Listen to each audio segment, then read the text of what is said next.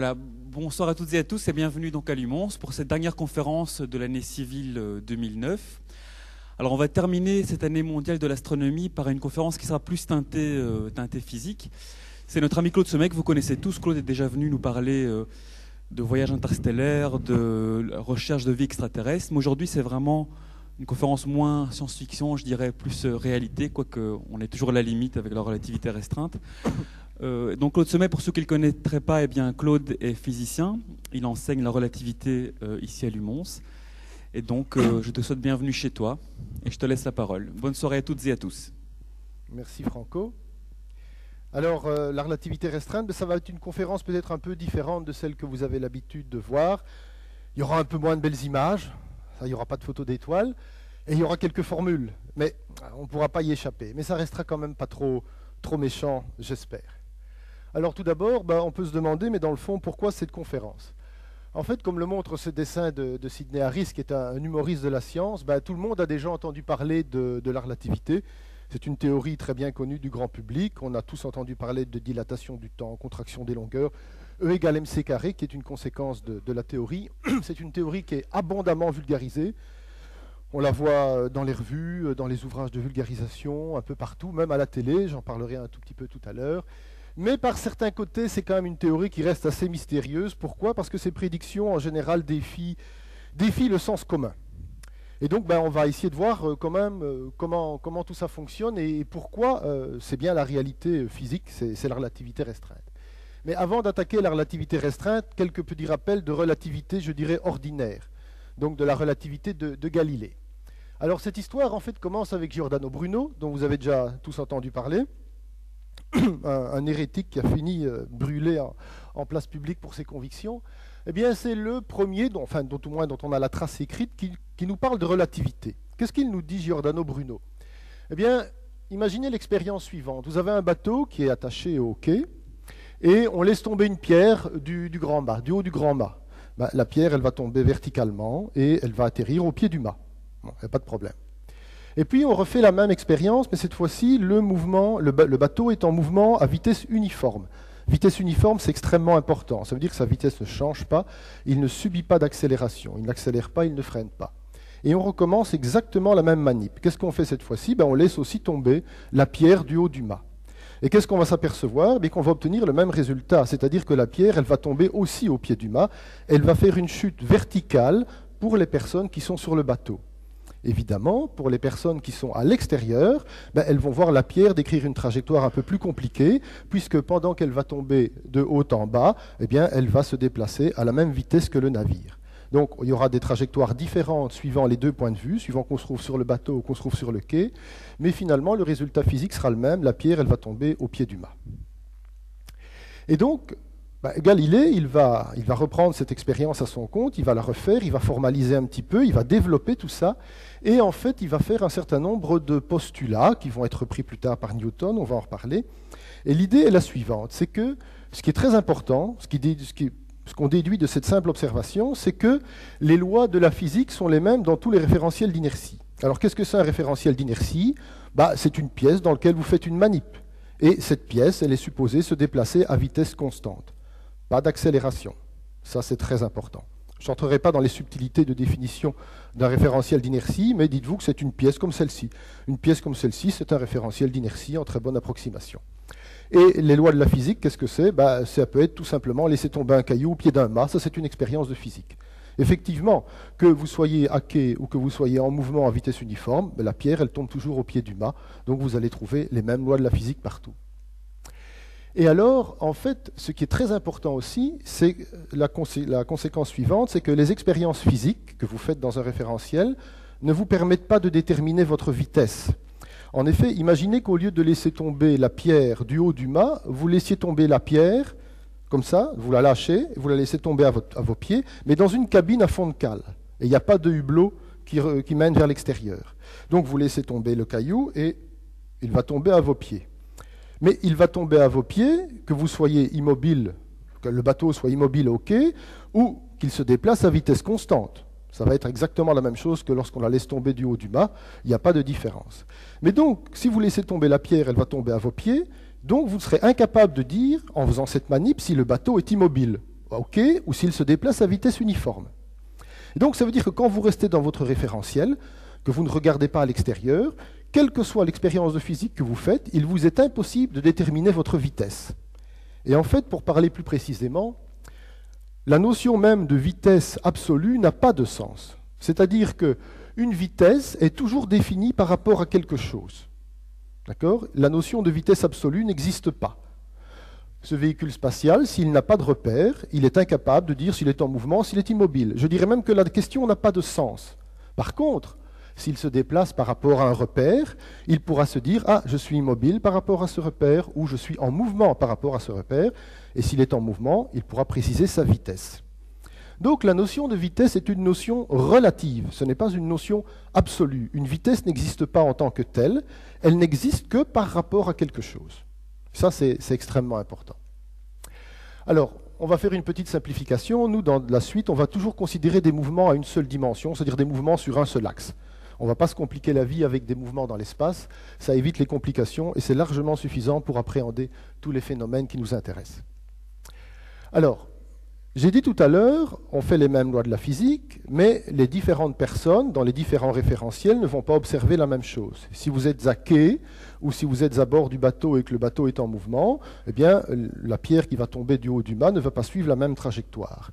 Donc, ce qui veut dire qu'on fait des expériences d'inertie, on fait des expériences dans des référentiels d'inertiel qui sont tous équivalents. Les observateurs vont trouver les mêmes lois de la physique, mais ils vont faire des mesures différentes. Ils ne vont pas observer exactement les mêmes choses.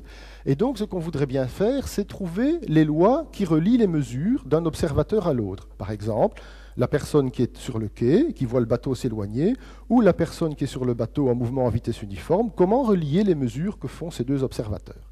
Eh bien, pour ça, on a besoin de connaître les lois de transformation. Alors, on ne va pas toutes les voir, mais on va en voir une que vous connaissez déjà, en fait, qui est la loi d'addition des vitesses. Imaginons qu'on ait un objet ici qui se déplace à une vitesse v2 par rapport à un premier référentiel ici bleu. Et ce référentiel lui-même se déplace à une vitesse v1 par rapport à un premier référentiel. On voudrait bien savoir à quelle vitesse se déplace la balle par rapport au premier référentiel. Exemple, vous êtes dans un train, vous lancez une balle dans le sens du mouvement, et on peut se demander, connaissant la vitesse de la balle par rapport au plancher du train, connaissant la vitesse du train par rapport au sol, on peut se demander quelle est la vitesse de la balle par rapport au sol. Ça, c'est un exemple simple. Vous connaissez tous la réponse, il suffit d'additionner les vitesses. Si la balle roule à 10 km à l'heure dans le sens de la marche du train, que le train roule à 100 km à l'heure par rapport au sol, eh bien, la balle roule à 110 km à l'heure par rapport au sol. Rien d'étonnant à ça. Attention quand même, quand on dit addition des vitesses, la vitesse, elle a un signe. Suivant qu'on va dans un sens ou dans l'autre, la vitesse peut être positive ou négative.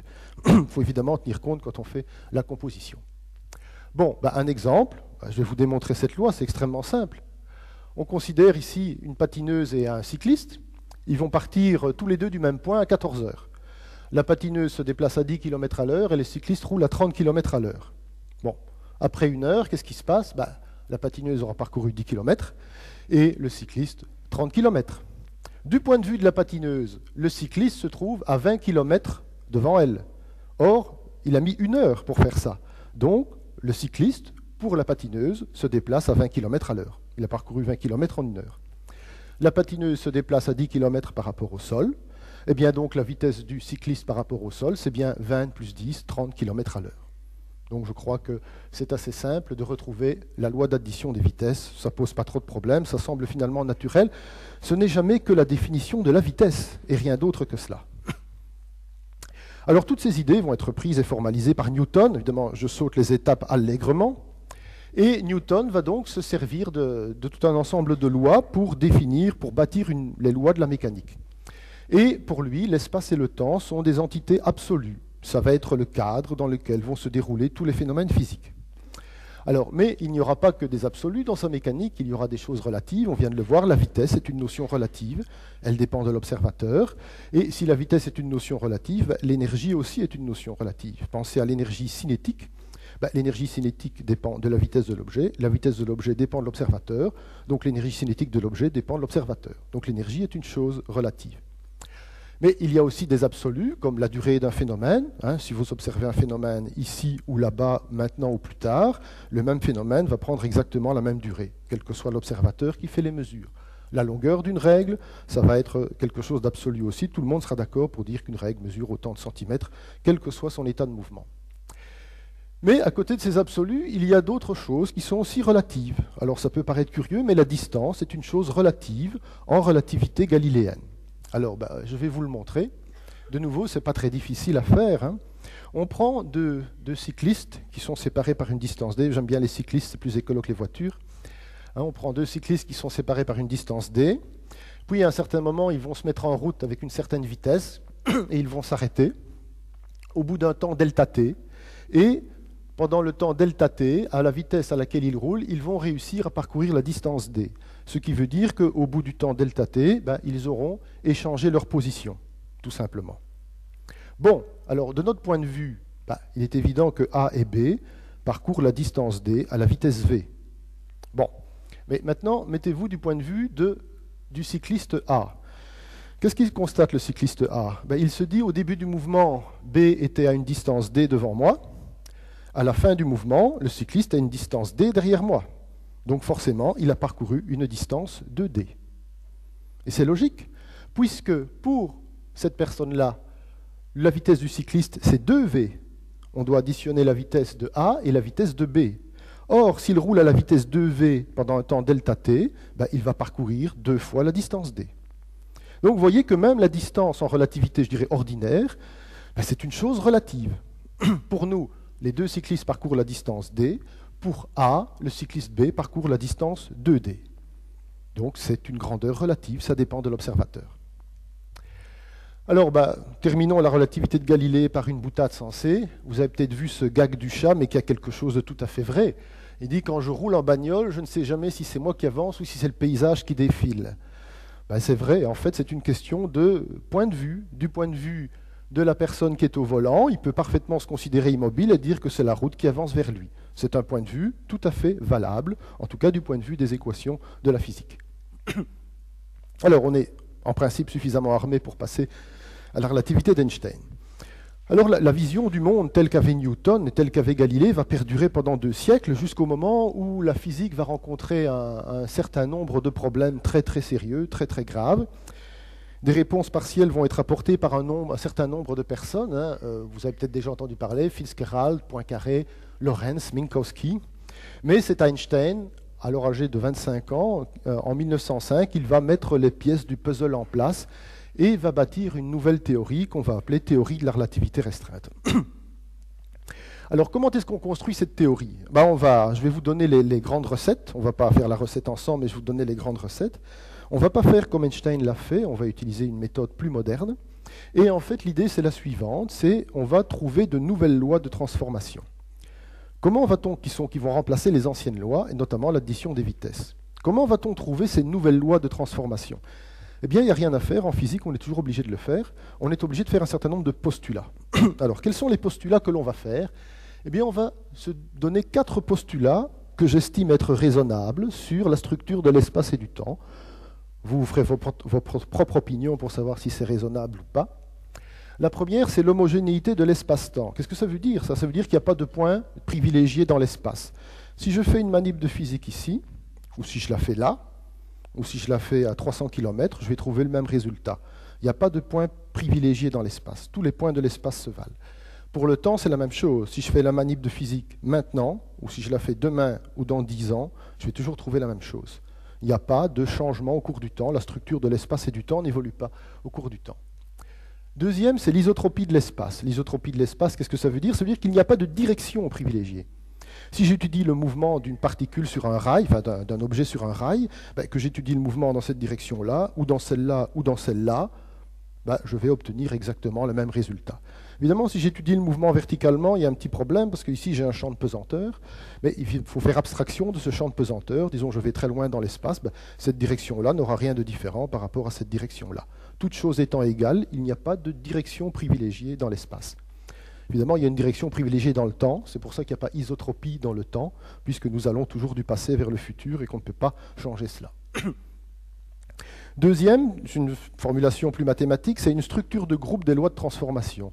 Qu'est-ce que ça veut dire, ça? Ça veut dire que si je fais des mesures dans un laboratoire 1 et que je les relie aux mesures faites dans un laboratoire 2, Je vais aussi pouvoir relier les mesures faites dans le laboratoire 2 par les mesures faites dans un troisième laboratoire, par les mêmes lois de transformation.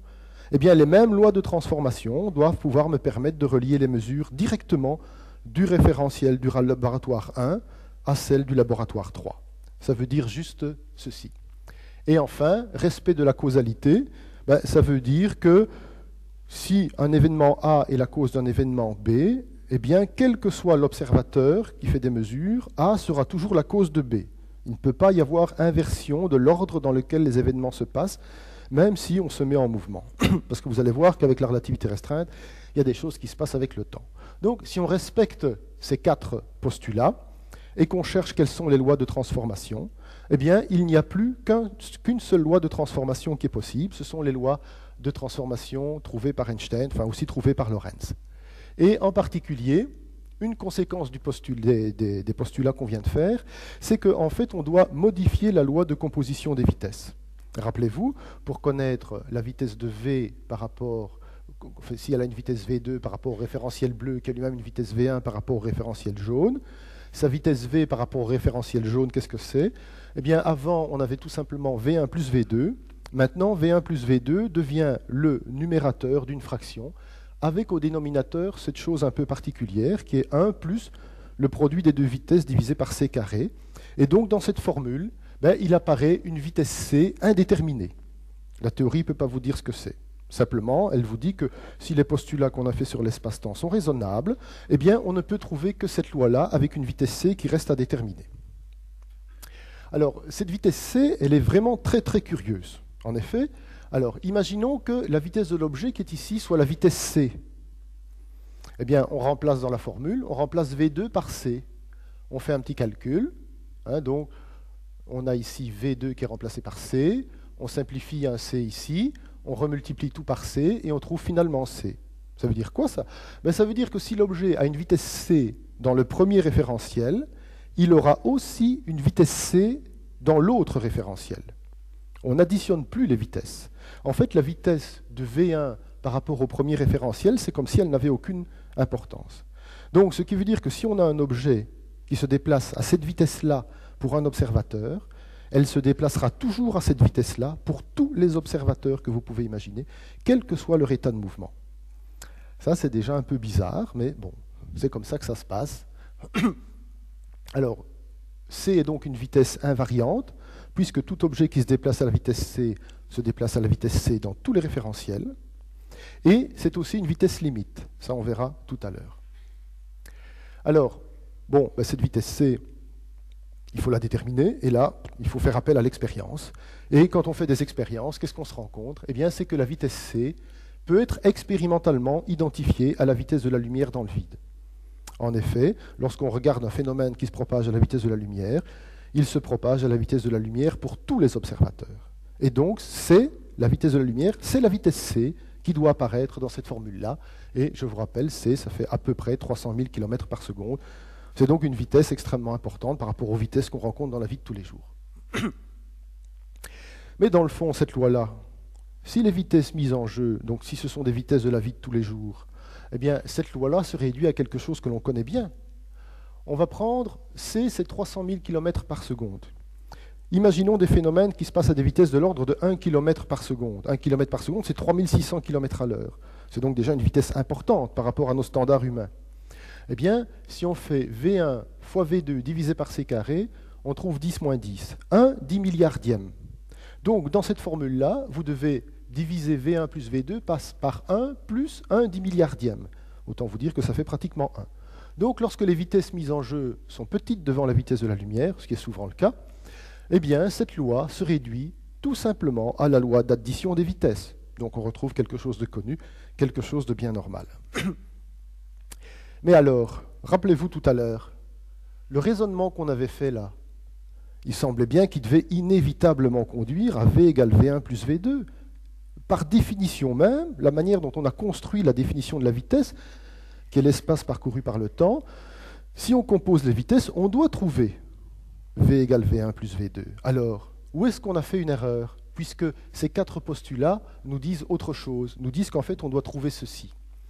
Eh bien, en fait, l'erreur qu'on a fait tout à l'heure en trouvant V égale V1 plus V2, c'est qu'on a supposé que les mesures de temps étaient identiques quel que soit l'observateur, c'est-à-dire les mesures de temps pour moi qui vois les deux personnes se déplacer ou les mesures de temps pour la patineuse. Eh bien, ces mesures de temps ne vont pas coïncider et c'est ça qui va faire que cette vitesse-là va se transformer en fait réellement en cette vitesse-ci. Parce qu'en relativité, il se passe de drôles de choses avec le temps. Et donc, on va examiner quelques-unes des conséquences de la relativité restreinte sur le temps. Alors, la première chose qu'on va voir, c'est ce qui se passe avec la notion de simultanéité. Alors, on va demander à Bob et Alice de nous aider un petit peu pour faire une petite manip virtuelle. On va supposer qu'Alice, ici, est immobile par rapport au sol. Et Alice voit passer devant elle Bob, qui se trouve sur un chariot, qui défile devant elle à vitesse constante. À l'avant et à l'arrière du chariot, on a des lampes. Et on s'est arrangé. On a bien calculé son coût, on a tout bien préparé. On s'est arrangé pour que les lampes s'allument et que la lumière arrive dans les yeux de Bob en même temps et exactement au moment où il arrive à la hauteur d'Alice. C'est-à-dire que Alice aussi reçoit la lumière venant des deux côtés en même temps. Bon, mais est-ce que tous les deux vont tirer les mêmes conclusions quant à l'allumage des lampes? Examinons ça. Alors, on regarde le point de vue de Bob. Bob, lui, il est sur son chariot, donc les lampes sont immobiles par rapport à lui. Il sait qu'il se trouve exactement au milieu du chariot, donc les deux lampes sont à la même distance de lui. Il sait que la vitesse de la lumière se déplace, la lumière se déplace à la même vitesse exactement dans toutes les directions. Donc, qu'est-ce qu'il en déduit? L'émission est simultanée. Puisqu'il reçoit la lumière des deux côtés en même temps dans ses yeux, la lumière ayant mis le même temps pour franchir les deux distances, c'est que les lampes ont été allumées au même moment. Il n'y a pas d'autre possibilité, donc effectivement, pour Bob, l'émission est simultanée. Regardons maintenant le point de vue d'Alice. Alice se dit, bon, moi je reçois la lumière venant de gauche et de droite en même temps. Oui, mais la lumière, entre le moment où elle a quitté la lampe et atteint mes yeux, elle a mis un certain temps, même si c'est de l'ordre de quelques nanosecondes, la lumière a mis un certain temps pour franchir la distance, lampe-œil. Ça veut dire que au moment où je reçois la lumière, Bob est exactement devant moi. Au moment où les lampes se sont allumées, Bob était un petit peu en arrière. Il a bien fallu que les lampes s'allument et que la lumière m'atteigne. Oui, mais alors, elle se dit, Alice, et elle a raison, cette lampe-ci est plus près de moi que cette lampe-ci. Or, je reçois la lumière venant de gauche et de droite en même temps. Donc la seule possibilité, c'est que la lampe arrière se soit allumée avant la lampe qui se trouve à l'avant. Puisque pour Alice, la lumière venant des deux directions se propage aussi à la même vitesse. Quel que soit le mouvement de la lampe, la vitesse de la lumière, c'est toujours c, c'est pas autre chose. Donc comme ici la distance était plus courte, et comme la lumière est arrivée en même temps, eh bien il est clair que cette lampe-ci a dû être allumée avant que cette lampe-là. Donc pour Alice, l'émission n'est pas simultanée. Bob, l'émission des deux lampes se fait au même moment. Pour Alice, elle ne se fait pas au même moment. Bon, alors évidemment, on peut se poser la question, mais qui a raison? Eh bien, on ne peut pas poser cette question en ces termes-là. Et en fait, la réponse, elle a été très très bien donnée dans un bouquin de vulgarisation qui s'appelle « Le Nouveau Monde » de M. Tompkins, et qui est dû à Gamow et Stannard. Et en fait, on assiste là-bas, dans ce livre, à une discussion entre M. Tompkins, qui voudrait bien connaître les mystères de la relativité, comme vous en ce moment, et le professeur, qui lui explique que, en fait, quand on pose ce genre de questions, oui, mais qui a raison en réalité? Eh bien, on ne peut pas la poser, cette question-là. Vous ne pouvez pas poser une question aussi générale. En relativité, les observations sont toujours rapportées à un observateur particulier, un observateur dont le mouvement est bien défini relativement à ce qui est observé. En fait, tous les deux ont raison, mais tous les deux ne perçoivent pas la même réalité du phénomène. On reviendra sur ce problème-là tout à l'heure. Alors maintenant, on va voir aussi une autre conséquence assez curieuse de la relativité, c'est que les mesures de temps dépendent de l'observateur. Déjà, le fait que c'était simultané ou pas, ça dépendait de l'observateur.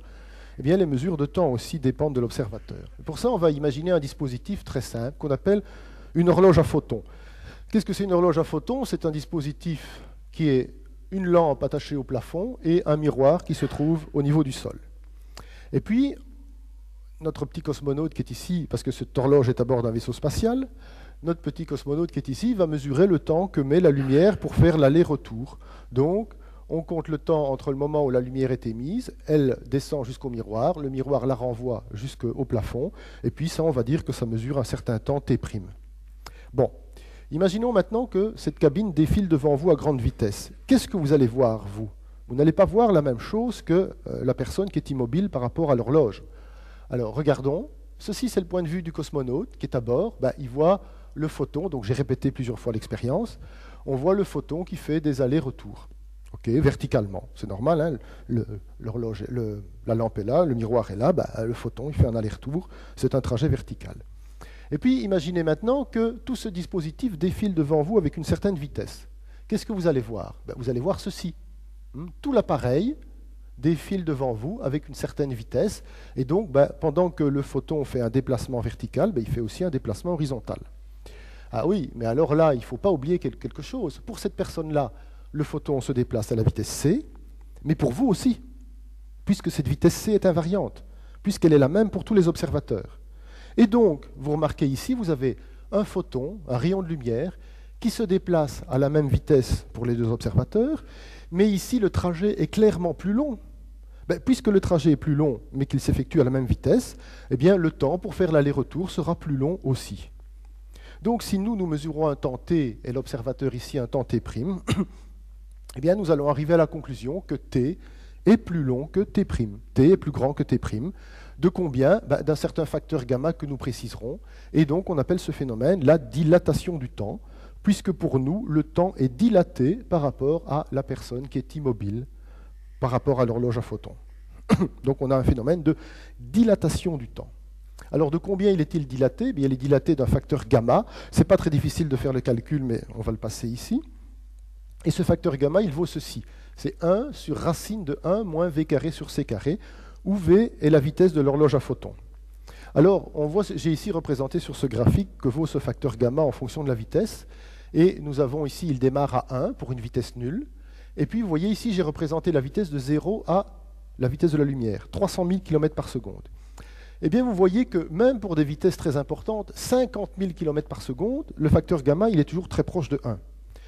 À 100 000 km par seconde, on commence à décrocher de 1.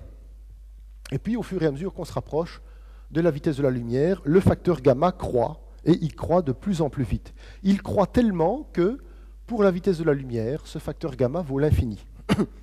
Et donc, ça, c'est déjà une indication que, comme ce facteur gamma devient infini quand l'horloge se déplace à la vitesse de la lumière, eh bien, en physique, on n'aime pas trop les infinis, eh bien, donc, ça veut dire que cette vitesse de la lumière ne sera pas atteignable par l'horloge à photons. La lumière, elle peut se déplacer à la vitesse c, mais l'horloge à photons, elle ne peut pas se déplacer à la vitesse c. Elle doit se déplacer à une vitesse inférieure. Et plus vous vous rapprochez de c, plus le facteur de dilatation sera important. Alors, à faible vitesse, je l'ai déjà dit, à faible vitesse, on ne remarque pas grand-chose. Hein. On va regarder des situations de la vie de tous les jours. Bon, imaginons un conducteur de train express, un conducteur de train TGV, qui passe une bonne partie de sa vie à 300 km à l'heure, et on va comparer le temps qui s'écoule par rapport à quelqu'un qui a un métier sédentaire comme moi, par exemple, qui est effectivement toute la journée devant un ordinateur, ou presque. Bon. Et on va calculer le facteur gamma. À 300 km à l'heure, c'est une vitesse qui est assez faible devant la vitesse de la lumière, eh bien le facteur gamma, il vaut 1, alors on va compter 1, 2, 3, 4, 5, 6, 7, 8, 9, 10, 11, 12, 13 0 et 39.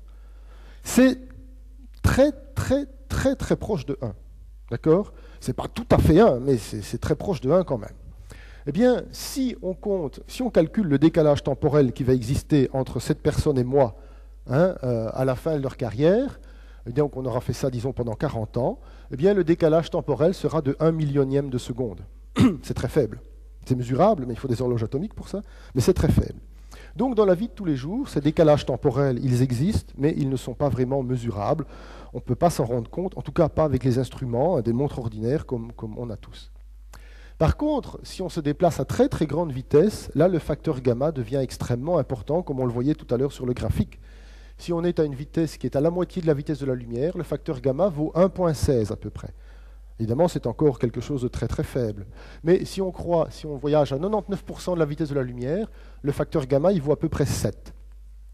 Donc ça veut dire qu'il y aura un décalage temporel. Si un phénomène prend 1 an pour un observateur, pour un autre qui voit ce phénomène se déplacer à 99% de la vitesse de la lumière, il va s'écouler 7 années. Donc ce sont des décalages temporels qui deviennent beaucoup plus importants. Et plus on augmente, plus on se rapproche de la vitesse de la lumière, plus le facteur gamma croît dans des proportions importantes. À 99,99% de la vitesse de la lumière, eh bien, le facteur gamma est à peu près de 71 et ça croît vers l'infini. Bon. Alors vous vous dites, c'est quand même bizarre, ce phénomène du fait que le temps n'est pas le même pour tous les observateurs. C'est un effet troublant. Ça a troublé plus d'une personne et ça a même troublé plus d'un physicien au moment où la théorie a été inventée. Eh bien, si ça peut vous aider, rappelez-vous quand même que déjà tout à l'heure, en relativité galiléenne, la distance elle-même était une grandeur relative. Donc en relativité de tous les jours, la distance est une grandeur relative. Eh bien, on franchit un pas de plus, hop, en relativité restreinte, l'intervalle de temps devient lui aussi relatif. Bon, peut-être que ceci peut vous aider à mieux assimiler la chose. Bon, alors quand même, j'ai dit que dans la vie de tous les jours, ça n'avait pas beaucoup d'importance, mais depuis quelques années, il y a quand même un phénomène dans lequel la relativité a de l'importance, c'est le GPS, donc le système de positionnement global par satellite. Comment fonctionne ce système?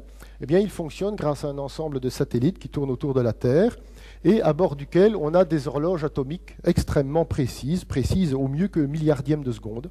Et ce sont, quand on mesure les temps d'émission et de réception qui s'écoulent entre ces signaux, entre les signaux émis par les satellites, eh bien, on peut se positionner sur Terre. Mais seulement, le problème, c'est que ces satellites, ils se déplacent à peu près à 4 km par seconde par rapport au sol, et en plus, ils sont dans un champ de pesanteur plus faible que le nôtre, puisqu'ils évoluent à quelque chose comme 20 000 km du sol, je pense.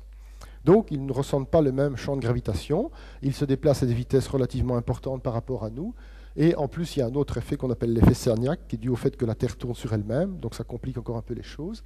Eh bien, tous ces phénomènes font que les horloges atomiques à bord des satellites vont progressivement se désynchroniser par rapport aux horloges au sol. Le temps ne va pas s'écouler pour ces satellites comme il s'écoule pour nous, observateurs au sol, donc comme il s'écoule pour les horloges atomiques de référence qui sont situées au sol. Et donc on doit corriger de ce décalage temporel, tout le temps, en continu. Parce que si on ne le fait pas, eh bien, au bout d'une journée, si vous ne corrigez pas les erreurs, vous aurez une erreur de positionnement de 11 km. Donc c'est tout à fait inacceptable, vu que le GPS vous donne une précision en principe à 10 mètres près. Donc on doit absolument corriger de ces effets relativistes. À ma connaissance, c'est la seule application de la relativité dans la vie de tous les jours. Mais au moins, depuis peu, il y en a une. Alors, je ne peux pas m'empêcher de vous livrer une petite phrase qui est due à Clifford Will, qui est un spécialiste de la relativité restreinte, et qui dit ceci: « Il n'y a pas meilleure illustration des imprévisibles retombées de la recherche fondamentale que l'histoire d'Albert Einstein et du système de positionnement global, donc le GPS. La prochaine fois que votre avion s'approchera d'un aéroport par mauvais temps et que vous êtes occupé à vous demander la recherche fondamentale est-elle utile ? Eh bien, pensez à Einstein et au décodeur GPS dans le poste de pilotage vous guidant pour un atterrissage en toute sécurité. » Je crois que c'est une phrase à méditer. Bon, alors on a déjà parlé d'un effet bizarre qui était le phénomène de dilatation du temps, mais en relativité restreinte, il y a d'autres effets qui sont curieux, et notamment le phénomène de contraction des longueurs. Alors, qu'est-ce que c'est la contraction des longueurs? Eh bien, tout d'abord, il faut définir comment est-ce qu'on mesure la longueur d'une règle. Ça n'a pas l'air, ça a l'air évident, mais ce n'est pas si simple que ça. Alors, prenons une tige qui est immobile. Comment je vais mesurer sa longueur? Je vais mettre une règle derrière, je vais mesurer l'endroit où se situe l'arrière de la tige, je vais mesurer l'endroit où se situe l'avant de la tige, je vais noter les deux nombres, et puis je vais faire la différence. Et cette différence-là va me donner la longueur de la tige. Je crois que vous êtes tous d'accord avec ça. Bon, maintenant imaginons que la tige se déplace devant moi à grande vitesse. Ok, comment je vais mesurer sa longueur? Je vais toujours utiliser une règle, et à un certain moment, je vais mesurer la position de l'arrière de la tige. Je vais bien noter ça dans mon petit calepin, puis je vais me retourner et je vais mesurer la position de l'avant de la tige. Ah oui, mais pendant ce temps-là, la tige, elle aura bougé. Elle ne va pas m'attendre. Elle défile devant moi à grande vitesse. Donc si je note à ce moment-là la position avant de la tige et que je fais la différence des deux nombres, je crois que vous serez d'accord pour dire que je ne vais pas trouver la longueur de la règle. Je vais trouver autre chose. Donc, si la tige est en mouvement, je dois bien faire attention à la manière dont je définis sa longueur. Et pour bien mesurer sa longueur, je vais devoir mesurer la position de l'avant et de l'arrière au même moment. Si je ne fais pas ça au même moment, ce que je vais mesurer ne sera pas la longueur de la tige. Ok, bien, je dois donc faire les mesures au même moment. Oui, mais attention, En relativité restreinte, au même moment pour quelqu'un, ça ne veut pas dire au même moment pour quelqu'un d'autre. Rappelez-vous l'expérience de Alice et Bob. Pour eux, l'allumage des lampes était pour l'un simultané, pour l'autre non simultané. Donc mesurer la position des extrémités de la tige pour moi au même moment, ça ne veut pas dire que je vais la faire au même moment pour un autre observateur.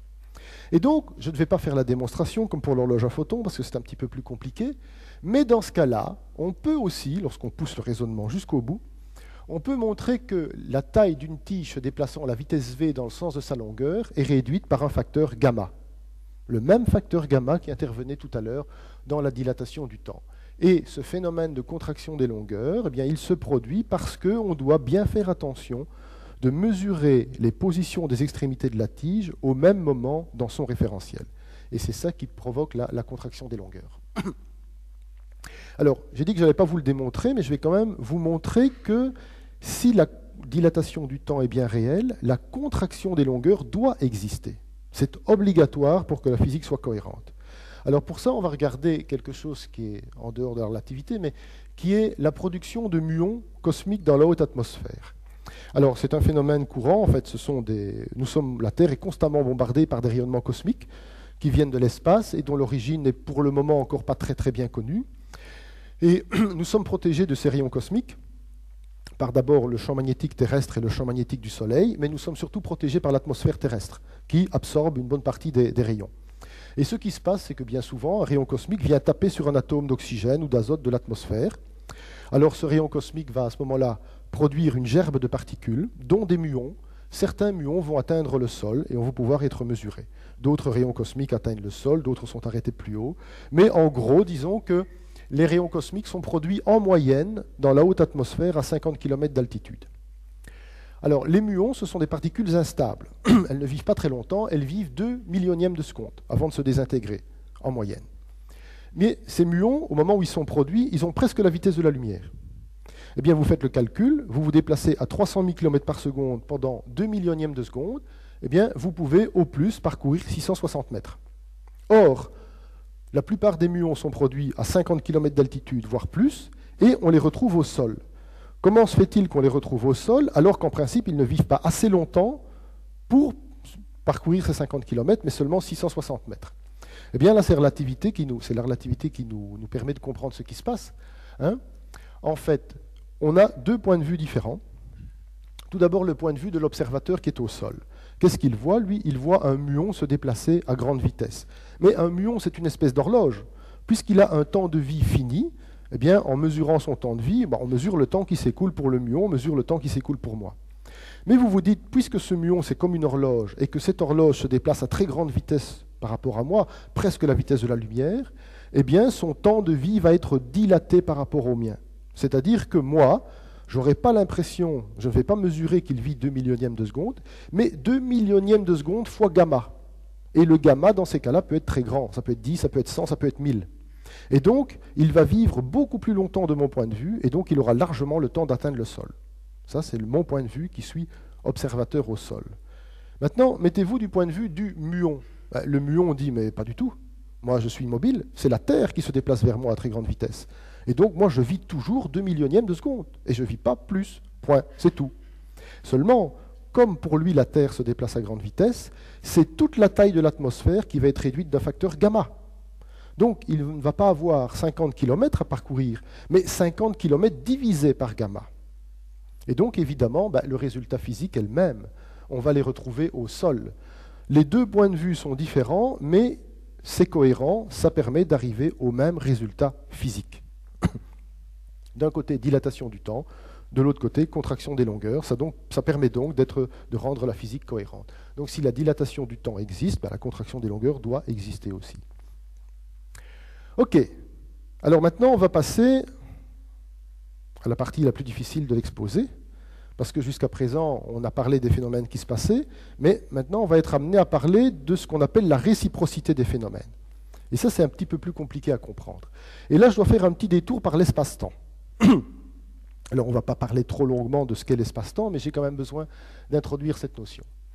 En fait, comme les mesures de temps et d'espace sont relatives, comme elles dépendent de l'observateur, les physiciens se sont dit, et Minkowski le premier, se sont dit donner comme cadre physique au phénomène d'une part l'espace et ensuite le temps, ça ne va pas. Ce n'est pas une bonne description. Il faut une description unifiée de l'espace et du temps. Donc on va définir un nouveau concept qu'on appelle l'espace-temps. C'est quoi l'espace-temps? C'est la totalité de l'espace à tous les instants, c'est-à-dire la totalité de l'univers sur toute son histoire. Donc c'est vaste. Alors, je ne peux pas vous représenter ça sur une simple diapositive, donc on va devoir simplifier un peu.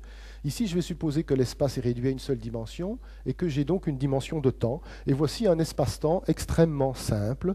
Donc c'est la totalité de l'espace-temps pour un espace, enfin une portion de l'espace-temps pour un espace, un espace-temps à une dimension spatiale et à une dimension de temps. C'est-à-dire que les objets sont assujettis à ne se déplacer que dans une seule direction et aucune autre. Bon, eh bien, on peut définir ce qu'on appelle un événement. Un événement, c'est un point de l'espace-temps. C'est quelque chose qui se passe quelque part à un certain moment. Donc ce point a une coordonnée spatiale, une coordonnée temporelle. Mais évidemment, un objet dans l'espace-temps, il décrit une trajectoire. Et par exemple, un objet comme celui-ci qui se déplace à vitesse constante, donc qui se déplace à vitesse constante suivant cet axe-ci, eh bien, sa position évolue au cours du temps. Et donc, sa trajectoire dans l'espace-temps, ça va être une ligne droite si sa vitesse est constante. Si sa vitesse est variable, ça ne va pas être une ligne droite, ça va être quelque chose d'un petit peu plus compliqué. Et donc, la bonne manière de décrire les phénomènes, c'est en fait de les décrire à la fois dans l'espace et dans le temps. Et alors, un peu de jargon, les trajectoires que les objets décrivent dans l'espace-temps, c'est ce qu'on appelle les lignes d'univers. Et un événement, on appelle parfois ça un point d'univers. Soit, ça c'est une question de terminologie. Bon, alors venons-en un petit peu à la réciprocité des effets. On va illustrer ça avec deux exemples, la contraction des longueurs et la dilatation du temps, avec des conséquences différentes dans les deux cas. Alors, reprenons toujours Bob et Alice qui vont faire des manips. Ils ont tous les deux une tige de même longueur. Ils l'ont mesurée, elle fait exactement 50 cm. Il y en a une qui est rouge, il y en a une qui est verte, peu importe. Et il se fait que Alice passe devant Bob à très très grande vitesse. Donc, Bob, il sait qu'il a une règle de 50 cm à côté de lui, et il va mesurer la taille de la règle d'Alice. Et puis, bon, comme Alice passe à très très grande vitesse devant elle, il va mesurer une tige plus courte, par exemple 25 cm, si le facteur gamma vaut 2. Non seulement la tige va être plus courte, mais même Alice lui semblera plus mince, aplatie dans le sens de la longueur. Bon, ça c'est un point de vue. Maintenant, l'autre point de vue, celui d'Alice, est tout aussi équivalent. Alice se dit, ah, mais pas du tout, moi je ne bouge pas, moi je suis immobile. C'est Bob qui se déplace à grande vitesse. Évidemment, si Bob voit Alice passer à grande vitesse devant lui, Alice, elle voit Bob passer à grande vitesse dans l'autre sens. C'est question de relativité. Et donc, Alice se dit, moi, ma tige, je la mesure, elle fait toujours 50 cm. Par contre, c'est la tige de Bob qui est raccourcie, qui fait 50 cm. Bon, qui a raison?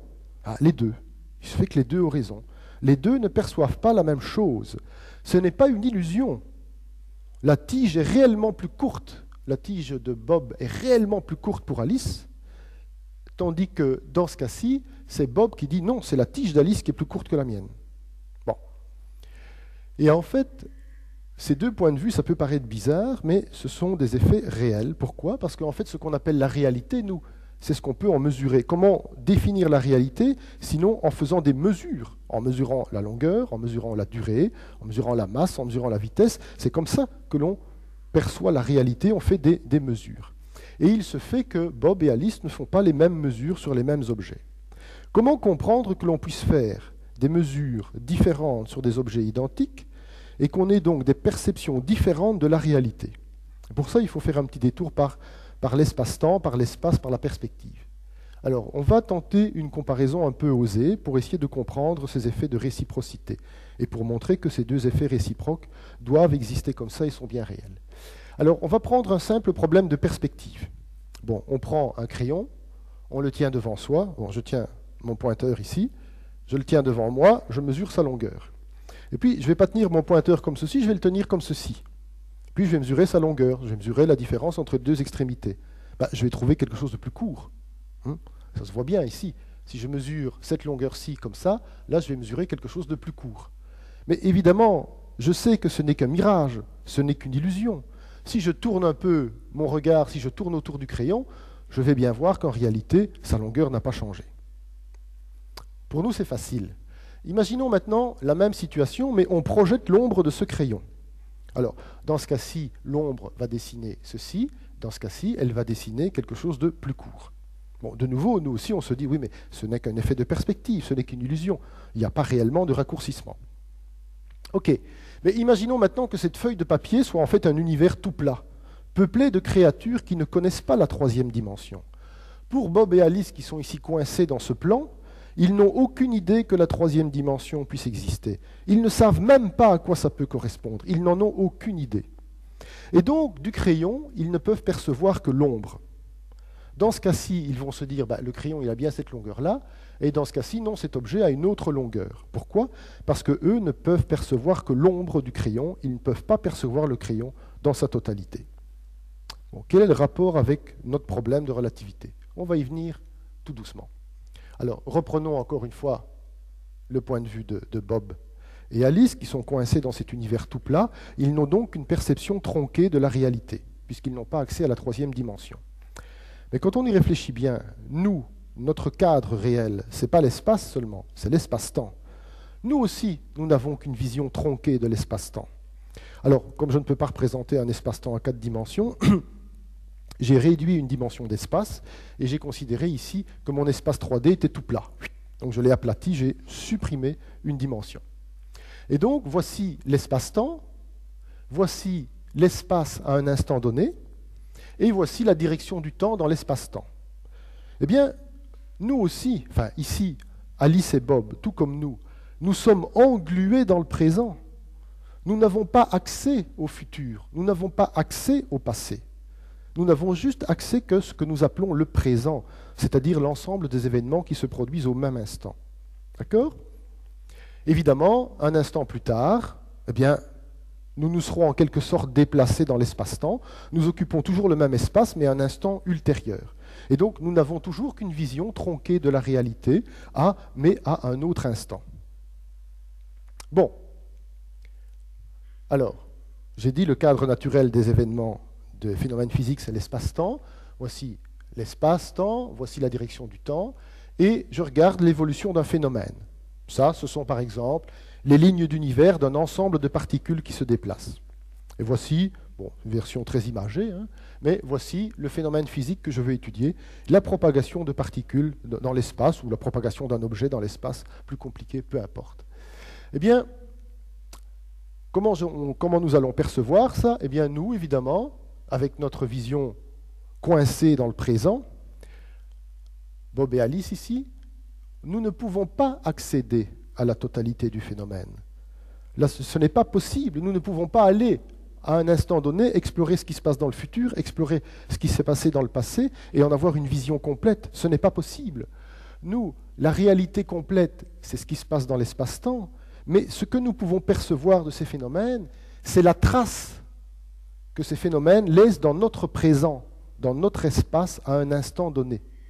Et donc, ce que nous appelons réalité, ce n'est pas la totalité du phénomène, c'est une réalité partielle. Et cette réalité partielle, c'est ce à quoi nous avons accès par la mesure à un instant donné. Donc c'est ça qui est important. Nous n'avons pas accès à la totalité du phénomène, mais simplement à la trace que le phénomène laisse dans notre espace à un instant donné. Et rien d'autre. Eh bien, rappelez-vous tout à l'heure, l'expérience qu'on a ici, qui est décidément très importante, de Alice et de Bob, on était arrivé à la conclusion que, suivant les points de vue, les deux personnes n'avaient pas la même notion de ce qui était simultané. Si vous n'avez pas la même notion de ce qui est simultané, ça veut dire que vous n'avez pas la même notion de ce qu'est le présent. Le présent de l'un n'est pas le présent de l'autre. Alors, tant qu'Alice et Bob sont dans le même, ne sont pas en mouvement relatif, ils partagent le même présent. Mais imaginons maintenant que Alice et Bob soient en mouvement relatif les uns par rapport aux autres. Eh bien, ce qui se passe, ce qu'on montre en relativité alors, c'est que votre axe du temps bascule dans l'espace-temps. Ce qui est le passé et le futur n'est plus le même pour Alice et pour Bob. Et donc, ce qu'on appelle le présent n'est plus le même. La zone de l'espace à laquelle ils ont accès et qu'ils appellent le présent, ce n'est plus le même pour Alice et pour Bob. Mais alors, vous comprenez donc qu'un phénomène qui se déroule dans l'espace-temps ne va pas forcément laisser la même trace dans le présent d'Alice ou dans le présent de Bob. Et donc, comme il ne va pas laisser la même trace, ils ne vont pas mesurer les mêmes choses. Et donc, ils ne vont pas avoir accès à la même réalité. Ou, tout au moins, à la même fraction de la réalité, puisqu'ils n'ont pas accès à la totalité de cette réalité. Et donc, en fait, les phénomènes relativistes, la contraction des longueurs, la dilatation du temps, le caractère relatif de la simultanéité, eh bien, on peut voir ça comme un effet de perspective dans l'espace-temps. Tout ça, c'est dû au fait que donc la réalité, ce que nous appelons la réalité, c'est la trace dans notre présent des phénomènes qui se déroulent dans l'espace-temps. Et deux observateurs en mouvement relatif n'observent pas la même trace. Et donc, ils n'ont pas les mêmes mesures. Et donc, ils n'ont pas accès à la même réalité. Voilà pourquoi les mesures peuvent ne pas coïncider pour des observateurs qui sont en mouvement relatif. Ça, c'est vraiment le phénomène de fond qui est associé à tout ça. Bon. Alors, en principe, on a ce qu'il faut maintenant pour pour aborder le paradoxe des jumeaux de Langevin. Alors, je ne vais pas rentrer dans le détail. Pour aller rentrer dans le détail et vraiment comprendre ce qui se passe, il faut jongler un peu plus avec l'espace-temps que ce que j'ai fait. Mais je vais simplement essayer de vous démontrer d'abord pourquoi les gens ont cru qu'il y avait un paradoxe et pourquoi en réalité il n'y en a pas. Et si on a déjà compris ça, c'est déjà pas mal.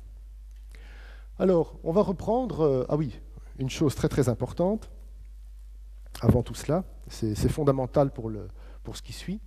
J'ai dit tout à l'heure que la vitesse était relative. C'est-à-dire que la notion de vitesse absolue n'a pas de sens. La notion de vitesse n'a de sens que si j'ai un point de repère et que je peux me dire quel est mon état de mouvement par rapport à ce point de repère. Et suivant les observateurs, eh bien, j'aurai des vitesses relatives qui vont être différentes.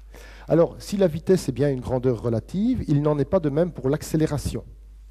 Alors, vous avez sans doute tous lu Tintin, on a marché sur la Lune, vous vous rappelez sans doute de ces images. Eh bien, pendant que la fusée accélère, les cosmonautes à bord sont plaqués sur le plancher de la fusée, et donc ils ont l'impression de peser un certain poids, et comme on suppose que l'accélération est identique à l'accélération de la pesanteur, ils ont dans la cabine l'impression de peser le poids qu'ils ont sur Terre. Bon. Mais une fois que les moteurs de la fusée s'arrêtent, il n'y a plus d'accélération, et on flotte librement dans la cabine. On n'a plus de poids. Oui, mais vous n'avez pas besoin de regarder à l'extérieur pour savoir si vous accélérez ou pas. Si vous ne devez même pas regarder, vous n'avez pas besoin de prendre de point de repère. Si vous accélérez, vous êtes plaqué sur le plancher et vous avez l'impression de peser quelque chose. Et si vous n'accélérez pas, vous êtes en apesanteur, vous êtes libre de tout mouvement. Et donc, vous n'avez pas besoin de point de repère pour savoir que vous accélérez ou pas. Donc, l'accélération en relativité restreinte est une grandeur absolue. Et ça, c'est fondamental pour ce qui suit. Alors, petite parenthèse, en relativité générale, il faut nuancer tout ça. Mais ça, c'est une autre histoire. Alors, reprenons un peu notre horloge à photons, on va revisiter un peu le phénomène. Alors, on va toujours prendre Alice et Bob, moi je les aime bien, ils sont très coopératifs, ils font absolument tout ce que je veux. Donc, on va regarder Alice et Bob. Et ils vont se livrer de nouveau à une expérience. On va supposer que Bob est en mouvement par rapport à Alice, et on va répéter l'expérience de l'horloge à photons, mais cette fois-ci, on ne va pas prendre des horloges à photons, on va prendre des montres ou des horloges atomiques très précises, comme vous voulez. Alors, en fait, Alice a disposé deux horloges, à une certaine distance, l'une de l'autre, parfaitement synchronisées. Donc, elles indiquent la même heure. Comment faire en sorte que deux horloges soient parfaitement synchronisées est un problème, mais je ne viendrai pas là-dessus, je n'insisterai pas dessus. Mais on peut le faire, donc on va supposer qu'elles sont parfaitement synchronisées. Et Alice va mesurer le temps que met Bob pour passer de ce point-ci à ce point-ci. OK. Et Bob, lui aussi, il va mesurer ça. Mais ils ne vont pas faire les mesures de la même manière. Du point de vue d'Alice, Bob arrive ici, elle déclenche son chrono, puis Bob continue à vitesse constante, et au moment où il arrive au niveau de l'horloge qui est ici, il y a un mécanisme qui bloque l'horloge. Donc après, Alice n'a plus qu'à se déplacer, regarder à quelle heure elle a déclenché son chrono, regarder à quelle heure le chrono s'est arrêté, qui correspond au passage de Bob, et elle sait le temps que Bob a mis pour passer de ce point-là à ce point-là. Bob, c'est différent. Lui, il voit quelque chose d'autre. Lui, il a son horloge avec lui, et qu'est-ce qu'il voit ? Lui, il se dit, non, non, moi je ne me déplace pas, c'est Alice et ses deux horloges qui se déplacent. Donc qu'est-ce qu'il voit? Lui, il est toujours au même point dans son référentiel, et il voit d'abord l'horloge A qui arrive, il déclenche son chrono, et puis il attend un petit peu, puis il voit l'horloge B qui arrive, hop, il stoppe son chrono, et il mesure le temps que ça a mis. Eh bien, on peut faire exactement le même raisonnement que celui qu'on a fait avec l'horloge à photons. Et donc, on va arriver à quelle conclusion? Eh bien, d'une part, on a ce temps T' qui est mesuré par une seule horloge. D'une part, on a le temps qui est ici mesuré par deux horloges. Et on va arriver à la conclusion que pour A, B retarde, puisque le temps T' est dilaté par rapport au temps T. Donc, on va arriver à la même conclusion que tout à l'heure. Il faudrait refaire le raisonnement, etc., etc. Et on arrive bien au fait que le temps T' va être dilaté par autant T, va être dilaté pour donner le temps T, dilaté de combien? D'un facteur gamma, le facteur gamma qui dépend de la vitesse de Bob par rapport à Alice. Et donc, on va arriver à la conclusion que pour A, B retarde. Bon, oui, mais Bob, il a tout prévu. Lui aussi, il a disposé deux horloges dans son référentiel. Et maintenant, il regarde ce qui se passe pour Alice. Et lui, ce qu'il voit, c'est Alice qui passe de B, de cette horloge-ci, à cette horloge-là. De nouveau, lui, pour mesurer le temps, il va déclencher le chrono au moment où Alice passe devant cette horloge-là, et puis un système va bloquer le chrono de cette horloge-ci au moment où Alice passe devant. Et donc, il va pouvoir aussi mesurer. Mais maintenant, la situation est inversée. Le temps de Bob, il est mesuré par deux horloges, tandis que le temps d'Alice, il est mesuré par une seule. Donc, on se trouve dans la situation inverse de tout à l'heure. Et donc, si on fait le raisonnement, maintenant, c'est le contraire. Pour B, c'est A qui retarde. Donc on a deux points de vue différents. Du point de vue d'Alice, ce sont les horloges de Bob qui vont retarder, et du point de vue de Bob, ce sont les horloges d'Alice qui vont retarder. Vous allez me dire, oui, mais il y a un malaise là, parce qu'en principe, c'est pas possible ça. Si, c'est possible. C'est possible parce qu'il n'y a pas de comparaison directe possible. Une fois que l'expérience a été faite, Bob il continue à s'éloigner d'Alice. Donc ils ne peuvent pas comparer leurs mesures de temps directement. D'accord ? Et donc, chacun a mesuré sa réalité, qui est une réalité partielle du phénomène de croisement des horloges dans l'espace-temps. OK. Seulement, on ne va pas en rester là, évidemment. Parce que maintenant, imaginons que Bob revienne au niveau d'Alice. Qu'est-ce qu'on va se dire? Alice se dit, c'est Bob qui s'est déplacé. C'est Bob qui avait une vitesse par rapport à moi. Donc, forcément, c'est B qui retarde. Oui, mais maintenant, Bob se dit, ah non, moi, je ne suis pas d'accord. Ce n'est pas moi qui me déplaçais, c'est Alice qui s'est déplacée. C'est elle qui a fait un aller-retour. C'est elle qui s'est déplacée à une certaine vitesse par rapport à moi. Donc j'en déduis que c'est A qui retarde, c'est Alice qui retarde. Oui, mais qu'est-ce qui va se passer au moment où les deux horloges vont se retrouver au même point? On pourra faire une comparaison directe. Donc, d'après le premier raisonnement, c'est l'horloge B qui retarde. D'après le deuxième raisonnement, c'est l'horloge A qui retarde. Mais là, il faut bien qu'il y ait quelqu'un qui ait raison. Alors, qui a raison? Eh bien, en fait, la manière dont je vous ai présenté les choses n'est pas tout à fait honnête.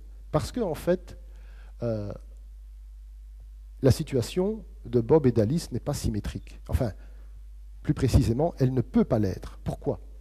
Eh bien, pour qu'une des horloges revienne, il faut bien qu'une des horloges ait subi une accélération. Je ne peux pas revenir sans changer de vitesse. Mais si je change de vitesse, je subis une accélération. Et donc, une des deux horloges doit subir une accélération. Et là, le point de vue n'est pas relatif, il est absolu. Si B subit une accélération, alors c'est B qui retarde. Mais B sait qu'il a subi une accélération, puisque l'accélération est une grandeur absolue. Il a ressenti l'accélération. Il n'a pas besoin de regarder à l'extérieur. Il sait très bien qu'il a changé de vitesse. Il a ressenti l'accélération. D'autre part, Alice, de son côté, se dit « Ah non, moi je n'ai pas ressenti d'accélération. » Si je n'ai pas ressenti d'accélération et que les horloges A et B viennent se retrouver au même point, c'est que B a subi une accélération, c'est que Bob a subi une accélération. Donc les deux points de vue ne sont pas équivalents. Dans un cas, vous avez un observateur qui ne subit pas d'accélération et l'autre subit une accélération. Eh bien, ça induit une rupture de symétrie dans la situation physique. Et à ce moment-là, on peut trancher quelle est l'horloge de la personne qui va retarder. Et en fait, puisque une des personnes ne subit pas d'accélération, c'est qu'elle ne change pas de référentiel d'inertie, et donc le seul référentiel dans lequel on peut faire l'analyse simplement du phénomène, c'est le référentiel de la personne qui ne subit pas d'accélération. C'est le référentiel qui ne subit pas d'accélération. Imaginons ici que ce soit Alice qui ne subisse pas d'accélération. Eh bien, on va regarder ce qui se passe à l'aller. On va trouver que le temps t' est dilaté par rapport au temps aller. Et puis, on va regarder le trajet retour, mais toujours dans le même référentiel, puisqu'on ne peut faire ça simplement que dans le référentiel inertiel, dans le référentiel qui n'a pas subi d'accélération, c'est-à-dire le référentiel d'Alice. Eh bien, si on a trouvé un facteur de dilatation gamma dans ce sens-là, et que l'horloge revient avec la même vitesse, on va trouver le même facteur gamma que à l'aller, et au total, eh bien, le temps aller-retour sera dilaté d'un facteur gamma. Et donc, le temps sera dilaté pour la personne qui a subi des accélérations. Non, pardon. Le temps, il faut faire attention à ce qu'on dit en relativité, je dis il faut toujours préciser par rapport à quoi on mesure et ce qu'on mesure très exactement. Donc en fait, le temps t', c'est-à-dire le temps de la personne qui est accélérée, va être plus court que le temps mesuré par la personne qui n'est pas accélérée. Et donc pour Alice, le temps de Bob va être dilaté d'un facteur gamma si tout se passe à vitesse constante. Et donc, il n'y a pas de paradoxe. Le paradoxe, ça consisterait à dire les deux points de vue sont parfaitement équivalents. Moi, je vois A qui s'éloigne et qui revient, donc c'est forcément son horloge qui va retarder, et l'autre dit « Ah oui, mais moi je vois la même chose, donc c'est ton horloge qui va retarder. » Mais la situation n'est pas symétrique. Elle n'est pas symétrique parce que l'un des deux a subi une accélération, a donc changé de référentiel d'inertie. Je ne peux plus faire l'analyse du phénomène simplement dans un tel référentiel. Le seul référentiel dans lequel je peux faire l'analyse simple, c'est le référentiel qui n'a pas subi d'accélération. Et quand je fais le raisonnement dans ce référentiel-là, je trouve un facteur de dilatation du temps gamma. Et il n'y a pas de paradoxe parce qu'il n'y a pas de symétrie. La situation n'est pas la même pour l'un et pour l'autre. C'est donc logique qu'ils mesurent des choses différentes en fin de parcours. Mais ce qui est intéressant dans ce phénomène, eh bien, c'est que si une horloge retarde, toutes les horloges vont retarder, que ce soit des horloges à photons, des horloges atomiques, des horloges électroniques, des sabliers, des clepsydres, des pendules, ou des horloges biologiques. Nos horloges biologiques vont subir exactement le même phénomène que les horloges mécaniques ou les horloges électroniques. Ce qui veut dire que si on imagine toujours la situation avec deux frères jumeaux, s'il y en a un qui reste sur Terre, pendant que l'autre fait un voyage spatial, celui qui reste sur Terre ne subit pas d'accélération, en bonne approximation, tandis que celui qui fait un voyage dans l'espace à grande vitesse, il doit subir une accélération pour atteindre sa vitesse, une accélération pour revenir, une accélération pour s'arrêter. Et donc il va tout le temps subir des accélérations. Eh bien ce frère-là, il va avoir un temps, le temps va lui sembler plus, enfin, va pas lui sembler, le temps va être plus court pour lui que pour l'autre frère qui restait sur Terre. Si la vitesse du frère jumeau de l'astronaute par rapport à celui qui restait sur Terre est très importante, le facteur gamma de dilatation peut être très important. C'est ainsi que, par exemple, on peut imaginer qu'il s'est écoulé 1 an pour le cosmonaute, mais qu'il s'est peut-être écoulé 50 ans pour le frère qui restait sur Terre. Ce qui veut dire que quand ils vont se retrouver sur Terre, eh bien, il y aura un décalage de 49 ans entre les deux frères. Pour l'un, il aura vieilli de 1 an pendant le voyage, l'autre, il aura vieilli de 50 ans. Et donc, c'est pour ça qu'on appelle ça le paradoxe des jumeaux de Langevin. Et pourquoi de Langevin? Parce que ce phénomène a été présenté pour la première fois par Paul Langevin en 1911 dans une conférence assez célèbre à Bologne. Mais l'heure tourne avec tout ça, parce qu'on a beau à dilater le temps à gauche et à droite, il n'en reste pas moins que l'heure tourne pour nous aussi. Donc je vais sauter une petite partie, voilà. Et je vais en venir à quelque chose qui est un peu plus simple, qui est E égale mc carré. Alors E égale mc carré, c'est une autre conséquence de la relativité restreinte, une conséquence très célèbre. C'est plus une formule, c'est une icône. C'est la formule la plus connue de toute la physique. Tout le monde connaît E égale mc carré. Alors, Sidney Harris en fait le sommet de l'évolution, on la retrouve en couverture de magazine, sur des timbres, c'est une statue, c'est un monument dans un parc de Berlin, et on en a même fait une docu-fiction, je disais, même à la télé on en parle, c'est passé sur RT il y a quelques mois, ça, si vous avez l'occasion, c'est assez bien fait. C'est pas mal, ça vous raconte toute l'histoire de cette célèbre formule. Et en cherchant bien, je l'ai même trouvé sur la pochette de 3 disques de musique populaire. Maria Carey, Sergio Moroder et Big Audio Dynamite. Donc vous voyez qu'on trouve cette formule absolument partout. Bon, mais qu'est-ce qu'elle veut dire? Alors, tout d'abord, comment est-ce qu'on l'établit? Alors, rassurez-vous, je ne vais pas faire la démonstration. Simplement, en tout cas, ce n'est pas comme ça qu'Einstein l'a trouvé, je vous rassure tout de suite. Comment est-ce qu'on doit faire? On doit d'abord associer aux objets une masse. En fait, c'est exactement la même masse que celle qu'on associe en mécanique classique. D'accord? C'est le paramètre qui gère l'inertie du corps. Bon. Ensuite, on doit définir ce qu'on appelle la quantité de mouvement relativiste. En mécanique classique, la quantité de mouvement, c'est la masse fois la vitesse. C'est une grandeur assez simple. En relativité restreinte, c'est un petit peu plus compliqué. Ensuite, on va calculer le travail. On va prendre cet objet, on va supposer qu'une force s'exerce sur lui, et on va calculer le travail de cette force. Et le travail de cette force va communiquer une certaine vitesse à l'objet. Et qui dit vitesse dit énergie cinétique. D'accord? Alors, quand on fait le calcul proprement, en relativité, qu'est-ce qu'on trouve? Eh bien, on trouve ça. Voici l'énergie cinétique d'un corps de masse m se déplaçant à la vitesse v. Alors, c'est une formule un peu compliquée, où intervient de nouveau c, plus précisément c carré. Le c qu'on retrouve partout en relativité restreinte, qui est donc la vitesse invariante. Alors, cette formule a l'air un peu compliquée, mais quand on y regarde de plus près, on va retrouver des choses connues. Tout d'abord, si on regarde à très très faible vitesse, donc on prend des vitesses qui sont très petites devant la vitesse de la lumière, eh bien, cette loi-là peut être très très bien approchée par cette loi-là. C'est-à-dire qu'on va retrouver 1 demi mv carré. Je crois que beaucoup d'entre vous savent que l'énergie cinétique d'un objet de masse m et de vitesse v a une énergie cinétique de 1 demi mv carré.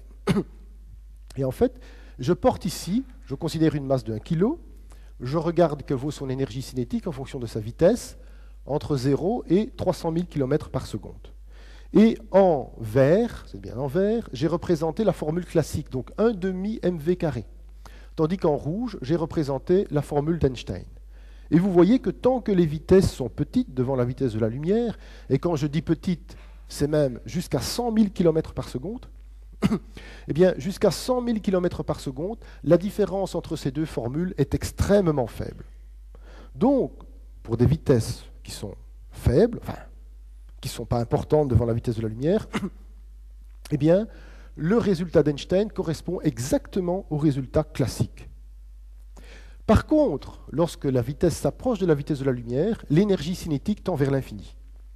Alors ça, c'est aussi une bonne indication que l'on ne peut pas dépasser la vitesse de la lumière, puisque pour communiquer à un objet une vitesse égale à la vitesse de la lumière, donc égale à la vitesse c, eh bien, il faudrait une quantité d'énergie infinie.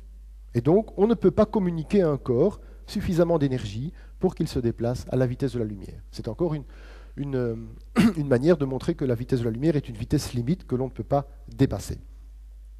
Bon, quand on regarde de plus près cette formule-là, la formule de l'énergie cinétique, on s'aperçoit quelle est la différence de deux termes. Alors, un premier terme que je vais appeler E, que je vais appeler énergie totale, c'est ce terme-ci, et un deuxième terme que je vais appeler énergie de repos, et qui vaut mc carré. Pourquoi j'appelle ça énergie de repos? Parce que si je prends cette formule qui donne l'énergie totale, et que je fais V égale à 0, ben 1 moins 0, ça fait 1, racine de 1, ça fait 1, mc carré divisé par 1, ça fait mc carré. Donc l'énergie de repos correspond à l'énergie totale d'un corps lorsqu'il a une vitesse nulle. Donc ça veut dire que cette formule, elle a envie de me dire quelque chose. Et qu'est-ce qu'elle a envie de me dire? Elle a envie de me dire que l'énergie d'un corps, l'énergie qui est due à sa vitesse, c'est donné par l'énergie totale moins l'énergie qu'il a lorsqu'il est au repos. Mais ça veut dire quoi? Ça voudrait dire qu'un corps au repos a une certaine énergie. Et cette énergie, elle vaut mc carré. Évidemment, pour que ça ait un sens, pour que ça ait un sens, il faudrait que je puisse extraire au moins une partie de cette énergie pour voir si elle a une réalité physique. Or, ça, la relativité ne me dit pas. La relativité ne me dit pas s'il est possible de transformer de la masse en énergie. Ce qu'elle me dit, c'est que si c'est possible, eh bien, voici la limite de ce que vous pourrez extraire. Vous ne pourrez pas extraire plus que m fois c carré. Alors, si cette extraction est possible, eh bien, ça fait quand même beaucoup mc carré. Parce que dans le système international, vous représentez les masses en kilos et la vitesse de la lumière en mètres par seconde. Bon, alors la vitesse de la lumière, c'est 300 000 km par seconde, donc c'est donc 300 millions de mètres par seconde. Donc, si vous voulez calculer la quantité d'énergie contenue dans 1 gramme de matière, vous prenez 1 gramme, ça fait 1 millième de kilo, et vous multipliez 1 millième par 300 millions de mètres par seconde au carré. Et au total, ça vous fait 9, 10 exposant 13 joules. C'est-à-dire 9 suivi de 13 zéros. Donc c'est beaucoup de joules.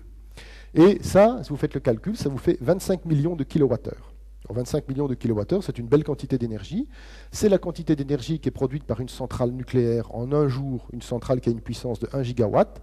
Et ça correspond à l'énergie qui a été libérée par la charge nucléaire qui a détruit Hiroshima. Donc 1 gramme d'énergie, 1 gramme de matière, ça représente beaucoup d'énergie. Si je transforme ce pointeur, qui n'est pas très lourd, en énergie pure, Mons et ses environs sont rayés de la carte. Il ne reste plus rien. Tout a été détruit. La quantité d'énergie contenue dans la matière, c'est quelque chose de vraiment énorme. Est-ce qu'on peut l'extraire? Oui, on peut l'extraire. Et ça, vous le savez bien qu'on peut l'extraire, par exemple, dans des réactions de fission nucléaire.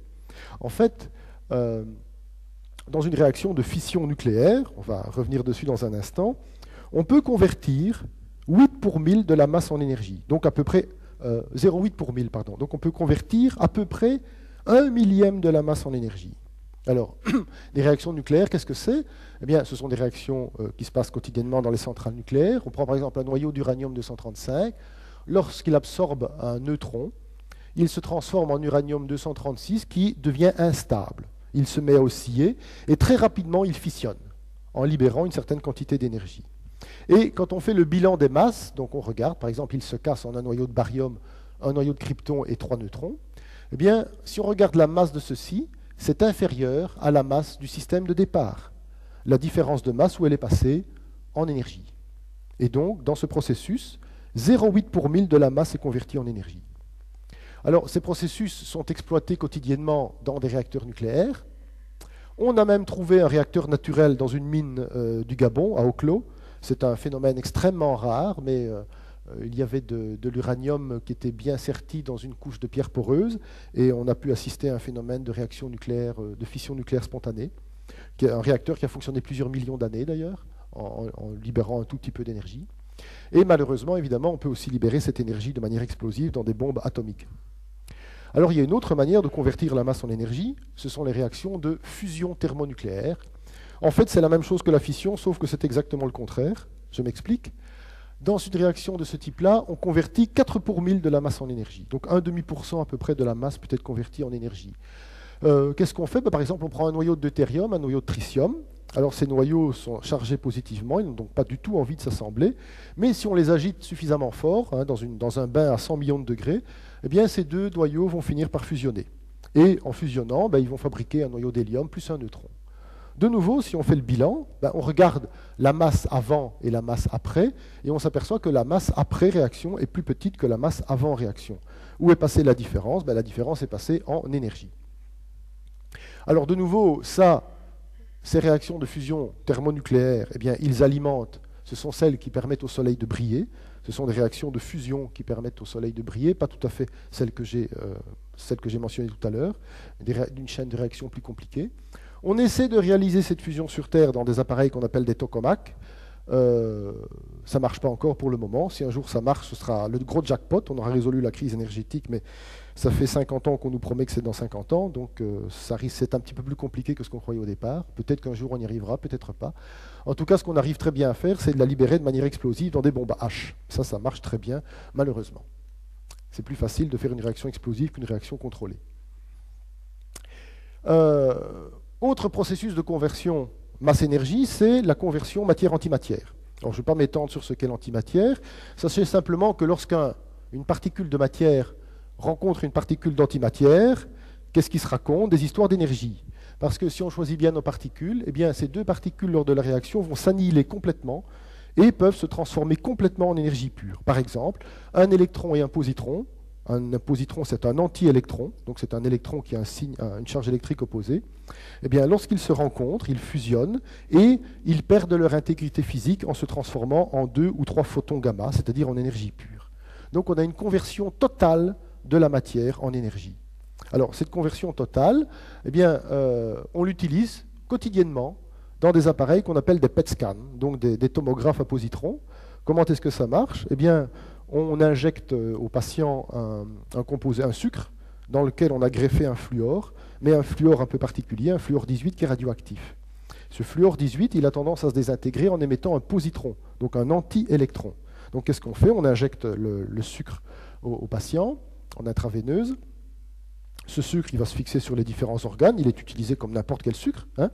Et puis de temps en temps, il y a un des fluor 18 qui se désintègre en émettant un positron. Ce positron, il est tout de suite bloqué dans la matière, il se désintègre avec un électron qui est présent autour, des électrons, c'est pas ça qui manque dans la matière, et il se désintègre en émettant 2 photons gamma. Ces 2 photons gamma traversent le corps du patient sans problème, et on les détecte avec 2 détecteurs en opposition.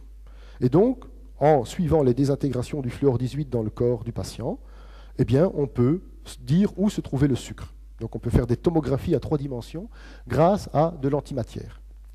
Alors, de l'antimatière, on en trouve aussi à l'état naturel. Enfin, à l'état naturel, je dirais, il existe des mécanismes naturels qui produisent de l'antimatière. Par exemple, au centre de la galaxie, on a découvert un nuage de plusieurs milliers d'années-lumière constitué de positrons, mais avec des densités extrêmement faibles. Mais on peut mesurer la signature gamma de la désintégration des positrons qui sont fabriqués, sans doute par le trou noir central de la galaxie. Donc ça, la conversion matière-antimatière, bien, ce sont des processus qui existent, que l'on peut maîtriser et qu'on trouve à l'état naturel.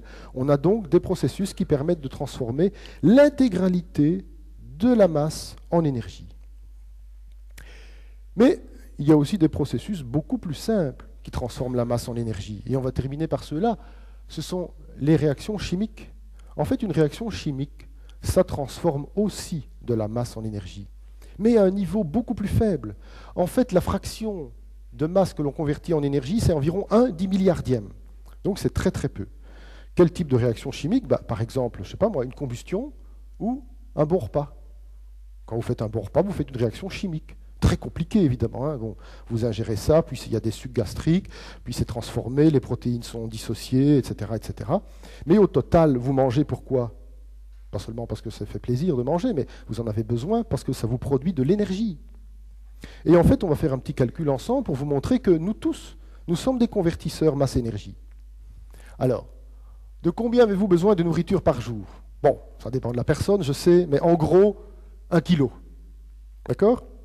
Alors, si je transformais 1 kilo de masse en énergie pure, ça ferait beaucoup d'énergie.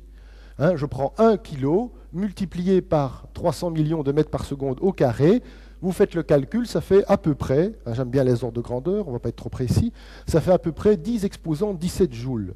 Donc 1 suivi de 17 zéros, ça fait un gros chiffre, ça fait beaucoup de joules. Mais 1 kilo de matière, ça représente beaucoup d'énergie.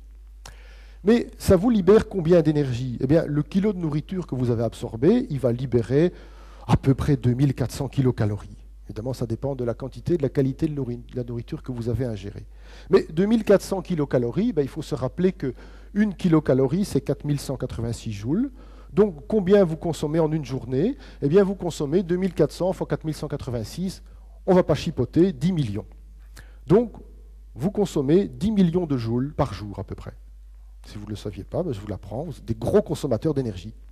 Donc 10 millions de joules par jour. Mais ces 10 millions de joules, ils proviennent de quoi? Ils proviennent de la nourriture que vous avez ingérée.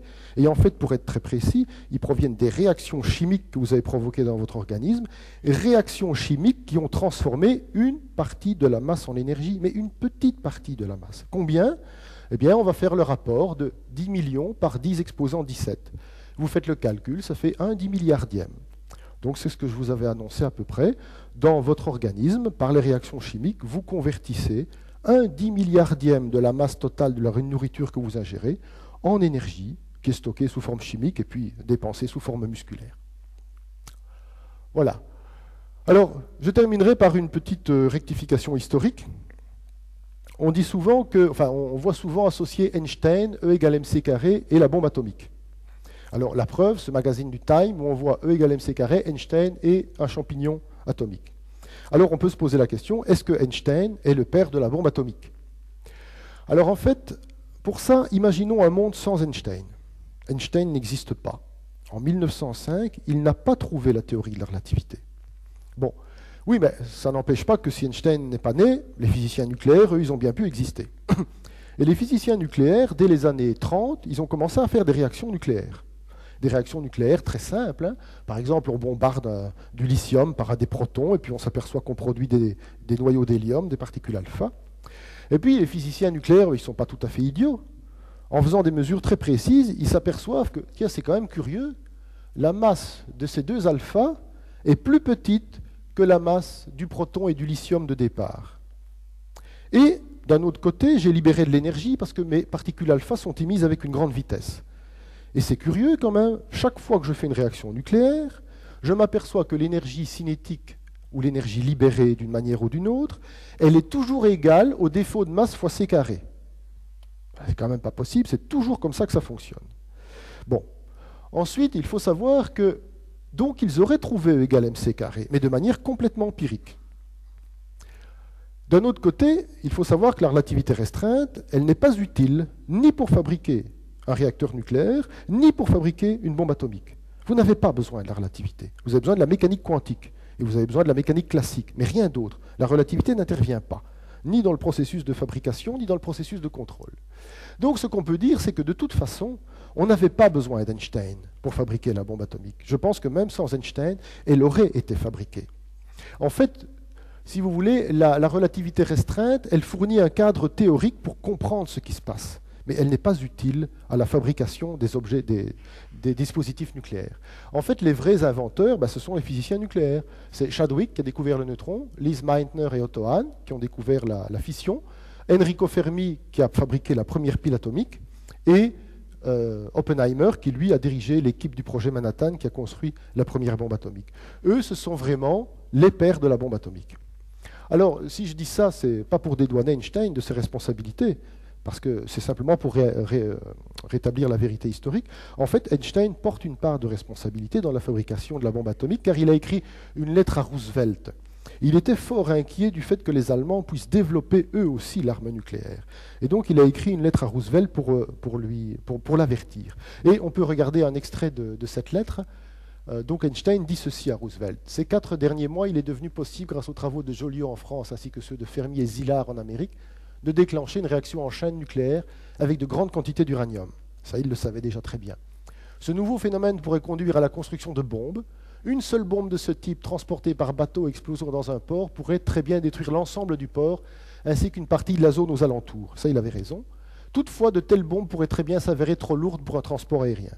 Là, malheureusement, il avait tort, puisque la première bombe atomique ne pesait pas si lourd que ça. Elle a été lâchée par un bombardier B-52. Donc Einstein porte une certaine part de responsabilité dans la fabrication de la bombe atomique. Donc, je crois qu'on est arrivé à peu près au terme de l'exposé, donc je voudrais conclure. Je voudrais conclure en disant que la relativité restreinte, c'est une théorie qui est mathématiquement très simple. Bon, je n'ai pas fait beaucoup de mathématiques avec vous, mais si vous ne me croyez pas, demandez à mes étudiants. Il faut très peu de mathématiques pour maîtriser la théorie de la relativité. Seulement, la théorie de la relativité, c'est une théorie qui est conceptuellement très compliquée. Il faut arriver à accepter que les mesures de temps et d'espace ne sont pas les mêmes, qu'elles varient de l'observateur. Le paradoxe des jumeaux, c'est ça. C'est un cosmonaute qui descend de la fusée et qui est accueilli par sa fille qui est beaucoup plus âgée que lui. C'est ça le paradoxe des jumeaux de Langevin. Donc ce sont des choses vraiment qui ne sont pas faciles à accepter, pas faciles à comprendre, mais enfin, en principe.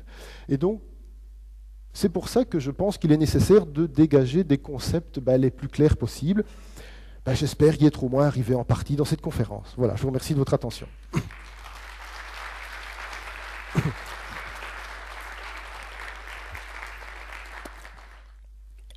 Voilà, le premier qui dit qu'il n'a pas vu le temps passer.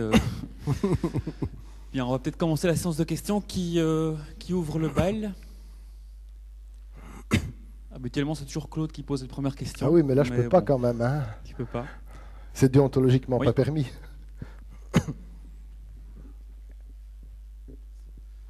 Donc pour trouver la formule E égale mc carré, on suppose que V égale 0. Mais seulement, là je ne comprends pas bien parce qu'on dit justement que c'est relatif, la vitesse est relative à autre chose. Oui, bien sûr. Alors, mais l'énergie, elle est relative, effectivement. Ah oui, elle est relative. Oui. Alors, l'énergie d'un corps dépend de l'observateur. Non, non. L'énergie d'un corps dépend de l'observateur. Mais, je vais dire, au pire, la vitesse d'un corps, elle est au minimum 0. Donc, pour tous les observateurs seront d'accord pour dire que un corps a au moins une énergie minimale qui correspond à son énergie de repos. Maintenant, pour différents observateurs, la vitesse de l'objet va être plus grande et donc l'énergie sera plus grande. Donc pour un observateur qui verra l'objet immobile, cette énergie n'aura que son énergie de repos. Par contre, pour un autre observateur qui verra l'objet avec une certaine vitesse, elle aura une énergie plus grande. Il faudra ajouter à son énergie de repos son énergie cinétique. Mais l'énergie dépend effectivement de l'observateur. Oui. Mais au minimum, elle vaut mc carré. Petite sous-question, est-ce qu'on peut dire qu'un photon pourra avoir une durée de vie nulle vu qu'il se déplace à la vitesse de la lumière? En fait, je vais répondre par une entourloupe. La notion de temps pour un photon n'a pas de sens. En fait, un objet qui se déplace à une vitesse inférieure à la vitesse de la lumière, on peut lui associer un temps, une durée. On peut dire de combien il évolue, comment il évolue dans le temps. Par contre, un objet qui se déplace à la vitesse c, à la vitesse invariante, la notion de durée pour cet objet n'a pas de sens. Ça n'existe pas, le temps. En fait, si un photon avait une certaine conscience, il ne verrait pas le temps passer. Entre le moment où il est émis et le moment où il est absorbé, pour lui, il s'écoule un temps zéro. Évidemment, un photon n'a pas beaucoup de conscience. Donc, mais c'est un objet très curieux, hein. C'est un objet physique très très curieux. Le temps pour un photon ne s'écoule pas. Un photon ne vieillit pas. Oui, enfin non, entre le temps où il est émis et le moment où il est absorbé. Pour nous, il a un temps, mais pour lui, il n'y a pas de temps. Une des grandes révolutions amenées par la relativité restreinte, c'est l'abandon de l'espace absolu, oui, dont tu as parlé tout à l'heure. Et il me... Oui. Oui, mais enfin, le temps absolu. D'un point de vue mécanique, oui, mais par des phénomènes électromagnétiques, en tout cas, on ne peut pas non plus. Oui, je vais nuancer un peu les propos de Pierre après. On va laisser terminer cette question. Mais il me semble que maintenant, quand on parle du fond diffus, du rayonnement cosmologique, par effet Doppler, on en déduit le mouvement de la Terre. Oui. Est-ce qu'à ce moment-là, on fait réapparaître quelque part un espace absolu, certes local, mais on a quand même là une espèce d'espace absolu. De même, quand on parle des galaxies très lointaines, qui s'éloigneraient de nous à une vitesse supérieure à la vitesse de la lumière, on nous dit « Ah mais non, ça ne contredit pas la relativité restreinte, parce que ce n'est pas un vrai éloignement, c'est l'espace qui se dilate. » Oui, tout à fait. Pas une certaine, Alors, un problème, je vais dire. Non, en fait, non, ce n'est pas vraiment un problème, parce que, d'abord, pour la première chose, il existe un référentiel très particulier qui est celui où les grandes structures de l'univers sont au repos, oui, on peut dire ça comme ça, où le rayonnement cosmologique de fond est parfaitement uniforme. Et donc c'est un référentiel particulier, et effectivement, on peut mesurer par rapport à l'effet Doppler notre vitesse, et c'est à peu près 330 ou 360 km par seconde, je ne sais plus. Donc on se déplace à la vitesse de, disons, 330 km par seconde, par rapport au référentiel dans lequel le rayonnement cosmologique de fond est parfaitement isotrope. Ok, ça c'est une constatation expérimentale. Mais seulement, ça ne veut pas dire qu'il existe un référentiel absolu. Ce référentiel est particulier, mais il n'est pas absolu. Il est tout aussi valable pour faire les mesures qu'un autre référentiel. Mais effectivement, il existe un référentiel très particulier sur lequel tous les observateurs de l'univers pourraient s'accorder. Tout au moins au niveau des 26 milliards d'années-lumière que fait notre univers. Au-delà, on ne sait pas. On n'a pas accès à ça. Mais dans notre univers, effectivement, il y a un référentiel sur lequel tous les observateurs pourraient s'accorder. Il est particulier, mais il n'est pas absolu. Un autre référentiel est tout aussi valable pour faire les mesures. Et donc c'est en ce sens-là. Mais il y a effectivement quelque chose d'un peu particulier, mais c'est dû à un état particulier de l'univers, pas à une loi fondamentale de la physique. Maintenant, quand on dit que... quand on parle de l'expansion de l'univers, là, ce que je vous ai montré, la théorie de la relativité n'est plus suffisante. Il faut passer à autre chose. Et dans autre chose, c'est la théorie de la relativité générale. Et qu'est-ce qu'elle vous dit, la théorie de la relativité générale? Elle vous dit que la théorie de la relativité restreinte reste valable, mais localement, c'est-à-dire pour des domaines d'espace et de temps suffisamment petits. Au-delà, il faut passer à autre chose. Et alors, ce qui se passe en fait pour bien comprendre l'évolution de l'univers, on est obligé de passer à un autre paradigme, donc une autre théorie, qui nous dit en fait que ce qui caractérise les propriétés géométriques et temporelles de l'univers à grande échelle, c'est ce qu'on appelle sa métrique, et cette métrique se dilate. C'est-à-dire que toutes les toutes les unités de mesure en quelque sorte se dilatent. Et donc je vais essayer de donner un exemple. La relativité générale, la relativité restreinte, c'est quoi? Je prends le tapis ici, hein, je suppose qu'il est bien rigide et tout, et je fais circuler des billes dessus. Et donc les billes se déplacent, disons, par rapport à cette espèce de substrat qu'est l'espace-temps. Eh bien, ça, c'est la théorie de la relativité restreinte qui va vous décrire ça. Maintenant, ce qui se passe, c'est qu'en réalité, ce truc-ci est élastique et se dilate à grande vitesse dans toutes les directions. Mais d'un autre côté, les billes continuent à se déplacer par rapport au tapis. Donc vous avez dans les mouvements des galaxies deux mouvements. Vous avez le tissu d'espace-temps qui se dilate et les galaxies qui se déplacent par rapport à ce tissu d'espace-temps. Mais donc on est obligé d'ajouter un ingrédient supplémentaire qui est la relativité générale pour expliquer les propriétés de l'univers à grande échelle. La relativité restreinte ne suffit plus. Peut-être un petit commentaire par rapport à Pierre. Quand je dis l'espace et le temps sont absolus dans le cadre de la théorie de Newton, ça veut dire que quand vous mesurez la longueur d'une tige, vous allez la voir, quel que soit l'observateur, vous trouverez la même valeur. Quand vous mesurez un intervalle de temps, vous trouverez la même valeur, quel que soit l'observateur. C'est en ce sens-là que l'espace et le temps sont absolus. Mais j'ai montré tout à l'heure, les distances sont relatives dans cet espace-temps absolu. Donc il faut faire attention à ce que cela veut dire. Une autre question ?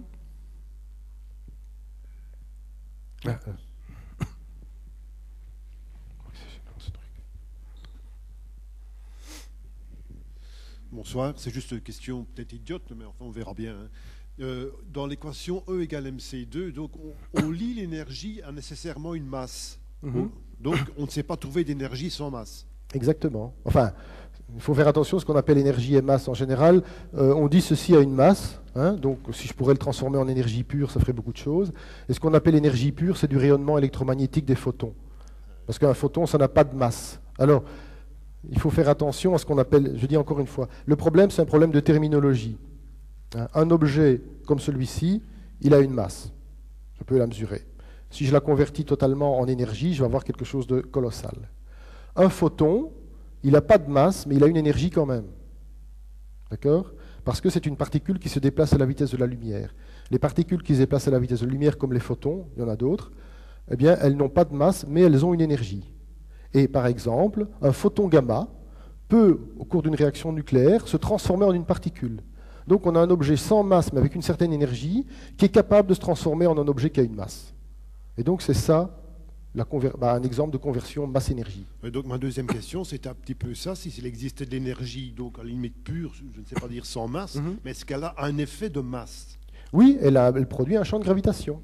Par exemple, une concentration d'énergie produit un champ de gravitation, comme la masse.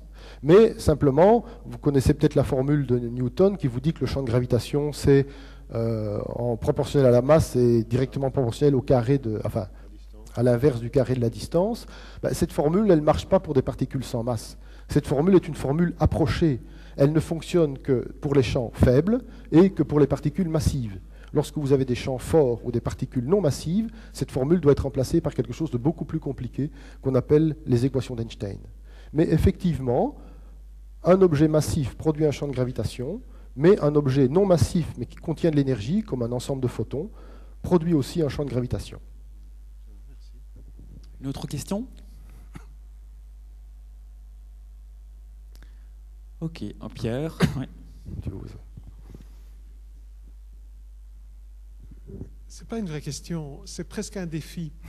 Je trouvais vraiment, il me semble que ton exposé donne vraiment bien les enchaînements, mais si je me positionne comme un béotien, j'ai un peu, je dirais, ce qui peut peut-être apparaître comme un peu plaqué et mystérieux, c'est tout à coup ce que tu as mis tout au début de ton exposé, c'est-à-dire la nouvelle formation, enfin les transformations...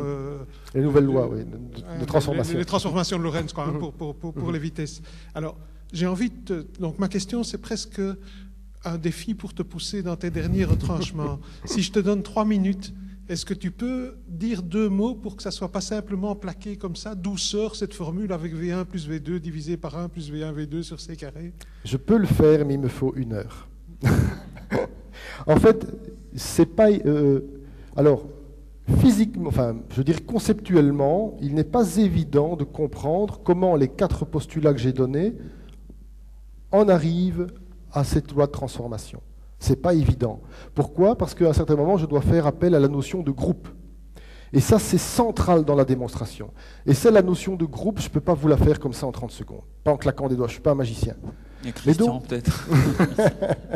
Non, en fait, ce que je fais au cours avec les étudiants, c'est on part de ces 4 postulats et on y va. On écrit, alors, comment je vais relier les mesures d'un référentiel à celles d'un autre référentiel. On écrit les lois les plus générales possibles. On applique le premier postulat. On s'aperçoit que les lois doivent être linéaires pour les connaisseurs. Puis on applique le deuxième postulat. On s'aperçoit que certains coefficients doivent avoir une propriété de symétrie. Puis on y va, on applique les groupes. On s'aperçoit que la structure des transformations est contrainte et ne peut prendre que cette forme-là. Et puis quand vous avez fini, quand vous avez utilisé les 4 postulats, vous avez traduit ça en termes mathématiques, vous ne trouvez plus qu'une seule loi. Il n'y a plus de choix. Tout est bloqué. On tombe inévitablement sur les transformations de Lorentz et sur la loi qui est là. Avec cependant quelque chose qui est apparu dans le calcul, une vitesse C qui n'est pas déterminée. Et donc ça coule naturellement du calcul, mais ça ne coule pas naturellement des concepts. Je n'ai pas trouvé de moyen simple de faire passer ça. Il faut vraiment faire le calcul jusqu'au bout. Ça demande 1 heure. Ce ne sont pas des calculs très compliqués. Il faut juste un petit peu soigneux pour ne pas se tromper, c'est tout. Et ce n'est pas comme ça qu'Einstein y est arrivé. On y est arrivé beaucoup plus tard, comme ça. Ça, c'est la vraie formulation de la relativité. On y est arrivé plus tard. Et il faut faire les calculs. Ça prend 1 heure pour quelqu'un qui n'a pas trop peur de transformation. Il faut des calculs élémentaires, savoir ce qu'est une fonction, faire une division, une fraction, une mise en évidence, une distributivité. C'est relativement simple comme mathématique. Mais il faut 1 heure. Et alors là, on tombe, paf, sur cette loi-là, avec l'apparition de cette vitesse C, qui est inévitable. Elle s'introduit naturellement dans le calcul, mais le calcul ne la détermine pas. On ne sait pas ce qu'elle vaut, là, il faut faire appel à l'expérience. Merci. Oui. Puisque vous avez expliqué que la relativité restreinte, c'était qu'un modèle, mais qui n'était pas tout à fait juste, ça veut dire que les 4 lois, elles ne sont pas justes non plus. Si, en fait, quand je dis elles ne sont pas tout à fait justes, il faut voir ce que ça veut dire. Elles sont vraies à l'échelle locale.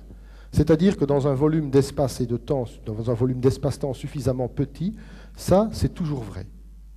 Mais quand on étend ça à une échelle plus grande, là, on a des déviations. Et là, on a besoin de la relativité générale pour comprendre. Donc, en fait, il faut bien savoir ce que ça veut dire une théorie fausse, pas correcte, approximée. En fait, la relativité restreinte n'est pas fausse, pas plus que la théorie de Newton, d'ailleurs. Simplement, la théorie de Newton, c'est un bon modèle tant que vous avez des vitesses faibles devant la vitesse de la lumière. Si vous avez des vitesses qui deviennent importantes devant la vitesse de la lumière, il faut passer à autre chose, aux transformations, aux lois d'Einstein, qui, lorsque les vitesses sont faibles, se réduisent aux lois de Newton. Mais dans la vie de tous les jours, les lois de Newton sont une très bonne approximation. Et puis maintenant, si vous commencez à mettre du champ de gravitation en plus, là, les équations ne vont plus, il faut passer aux équations de la relativité générale. Mais donc, la relativité restreinte est une bonne théorie de l'univers quand il n'y a pas de champ de gravitation, ou quand il y en a un, est une bonne théorie pour décrire les phénomènes locaux.